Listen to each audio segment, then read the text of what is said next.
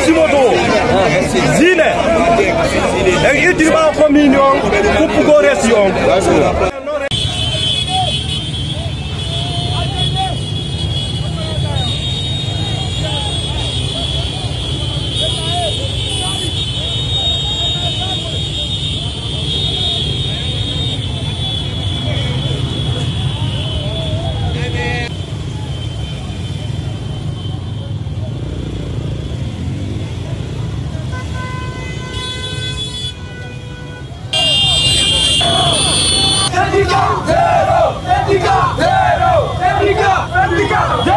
Koye hoore joporgol ɗi konngudi ɗo e soningo motoji maɓɓe woni ko ɓe taxi motoɓe holli mettu ɓernde maɓɓe e wi maɓɓe noon ko ɓe yaltani ka hoore ɗate ɗo ko fii dukugol fela coggu gilet o ko ɓeydi kon wona nooni siforade omo men ɗen ɗo jiye mum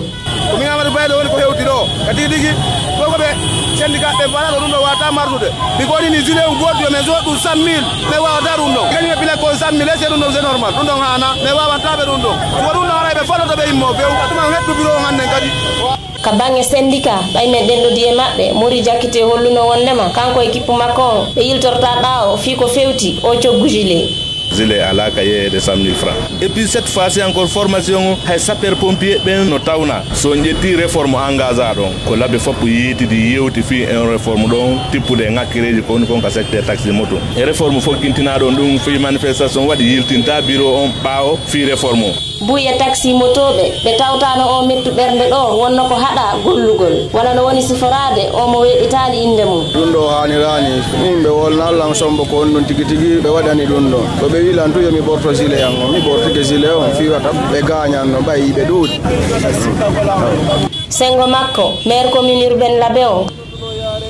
kaw tolni ɓe taxi motoɓe seytimɓe fota o fodunoɓe wondema wonay ko wattani ila e lande maɓɓe ɗen liɗo fi plaque ka gouverneur holli yiɓe andi kade jonneteɗo ko kada ɓe nelanayi ɓen kadi ɓe landoɓe ko honɗum woni saria o wi fi jonnugol taxi motoru plaque wal buuɗu fayetake ko haani kon ko saria leydi wi kon lomba lombi yata e murandu ɓen noon kadi ɓe nelanayi aray gouverneur holli ɓe weltanike on e ɓe toriki en ilandema ɗo min fo min ƴettiti murandu juuɗe ɗiɗi haray ɓe convoqué hanaɓe convoqué de min fo min yiitida solution probléme on trouvé wo haray gouverneur ɓe andintinayi hiɓe tori on taxe ji ɗin ko yoɓri ka commune e mandinayi noon e sahaji sakkitiɗi ɗo ñoñaji buy wonno ko yaltiti e o secteur taxi moto ko ɗum addi yoɓe syndicaliste ɓe fokkintin ɗe pehe wonaɗe dukede ɗo buye taxi moto en no tumira bagago jama o ha hewti murtingol jawle maɓɓe